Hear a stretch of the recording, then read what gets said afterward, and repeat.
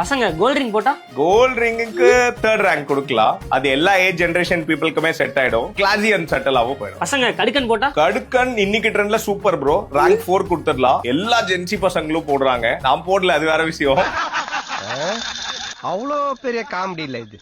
பசங்க silver ring போட்டா silver ring rank 8 தான் ப்ரோ. கல்லு வச்ச ரிங் போட்டா கல்லு வச்ச ரிங் ரேங்க் 7 கொடுக்கலாம். அது சில பேர் ஜெம் ஸ்டோன் வச்சு போடுறாங்க, டைமண்ட் வச்சு போடுறாங்க. அவங்க உங்க சாட்டிஸ்பாக்டரி ஃபீல்காக ஸ்டோன் வச்சு போடுறாங்க. அவ்வளவுதான். பசங்க காப்பு வியர் பண்ணா செகண்ட் ரேங்கிங் ப்ரோ. இன்னைக்கு எல்லா பசங்களும் லைக் பண்றாங்க. அது கோல்டோ சில்வரோ எந்த ஏஜ் ஃபேக்டர் கிடையாது. கிட்ஸ்ல இருந்து பெரியவங்க வரைக்கும் சூப்பர் ஆப்ஷன் அது. அப்ப சில்வர் பிரேஸ்லெட்க்கு சில்வர் பிரேஸ்லெட்க்கு ரேங்க் 5 கொடுக்கலாம். அது மோஸ்ட்லி காலேஜ் கோயர்ஸ் நடுவுல எல்லாருமே யூஸ் பண்றாங்க. சோ அதனால ரேங்க் 5. கோல்ட்ல பிரேஸ்லெட் போட்டா கோல்ட் பிரேஸ்லெட் ரேங்க் 6 ப்ரோ. ஆனா அது இப்ப ஜென்ஜி வைப்ஸ்ல இல்ல. அதுக்கு முன்னாடி ஜெனரேஷன் பீப்புள், நம்ம ஃபாதர் ஜெனரேஷன் பீப்புள் எல்லாருமே போடுவாங்க. பசங்க கோல்ட் செயின் போட்டா அதான் ப்ரோ ரேங்க் 1. எப்பயுமே சூப்பர் டாப் நாச். அதான் எல்லா ஜெனரேஷனுக்கும் செட் ஆயிடும். எல்லாருக்குமே இருக்கும். அது ஹெவியோ மைல்டோ லைட்டோ, ஆனா சூப்பர் ஆப்ஷன் ரேங்க் 1. அதான் என்னைக்குமே. ஆனா விக்கிற விலைவாசிக்கு இதெல்லாம் வாங்கணும்னா காசு நிறைய தேவைப்படும் ப்ரோ. அதெல்லாம் ஒரு பிரச்சனையே இல்ல. என்ன ஃபாலோ பண்ணுங்க. நான் சொல்றேன் எப்படி ஸ்மார்ட்டா வாங்குறதுன்னு. ஜஸ்ட் சேவ்னு மட்டும் கமெண்ட் பண்ணுங்க.